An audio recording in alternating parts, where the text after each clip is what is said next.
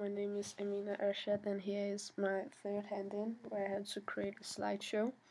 I've started out by creating some variables to the functions and I'm declaring them, and I'm doing this in that test app folder. You can see that I have also created name for the images I'm going to use, and I have created an unsigned char that will consist of data. I created an off texture that will consist of text. Created a float that will consist of alpha and counter. I created an int that will consist of pic, and created an unset char that will consist of pics 10, which means that I'm going to use 10 pictures. Then in my test app folder CPP, I'm using the variables, and what I start by doing is that I'm loading the images, which you can see here, and then I created this data equals new onsite char and created an array for the pixels I'm going to use, and these variables has access to the data in the library, and you can see that the memory is new onsite char. Then I have created pics in arrays here, and then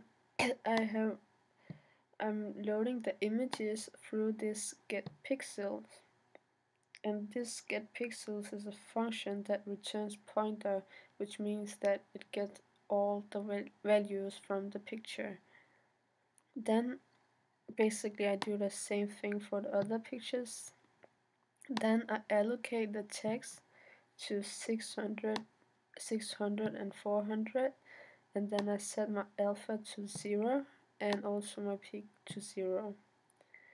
After this I set my background to 20, 30 and 70, which means that it's gonna be a dark blue color. Then I write this alpha plus equals 0.005 and this means that this means how fast it will go from one picture to another.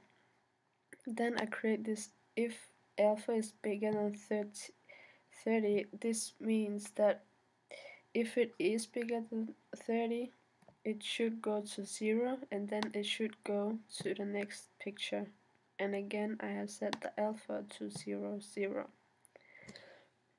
Then I have created an int total pixels, which is the calculation of the total amount of pixels.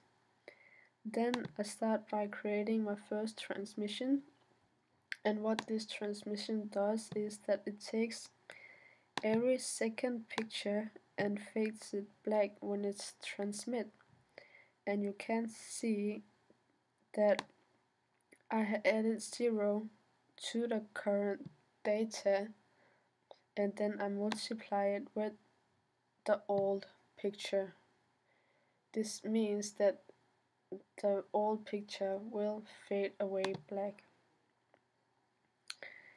Then I created my other transmission, which is this one, and what is happening here is that this transition is a normal alpha fade, and it changes one picture to another as soon as it starts. You can see that it changed the current data to the second picture I, and then it starts with multiplying with alpha,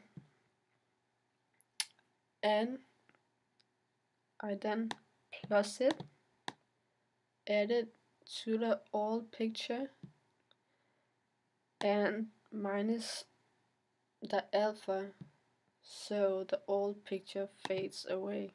And that's it, and I'll just run it and show it to you.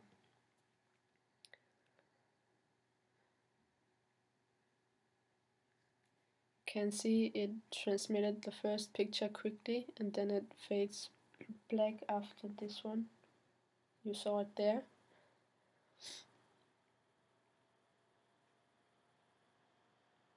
Again, it showed the picture quickly, and transmit it to the next picture, and it will fade this picture black, and this goes on.